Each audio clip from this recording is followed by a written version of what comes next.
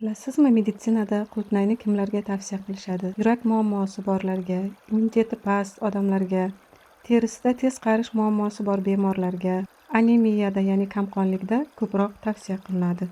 Lekin qulupnayni foydasini ko'pchilik ololmaydi, chunki noto'g'ri iste'mol qilib tarkibidagi foydani yo'qotadi, hatto zarar ham oladi. To'g'ri iste'mol qilishning siri juda oddiy, lekin 90% odamlar buni bilmaydi. Qulupnayni oddiy suv emas, osh sodasi va sirkali suvda ivitish kerak. Albatta, oldin toza suvda 2-3 marta yuvib olgandan keyin 5-10 daqiqa davomida ivitsangiz, zararli moddalardan tozalanadi. Haqiqiy foydasi ochiladi.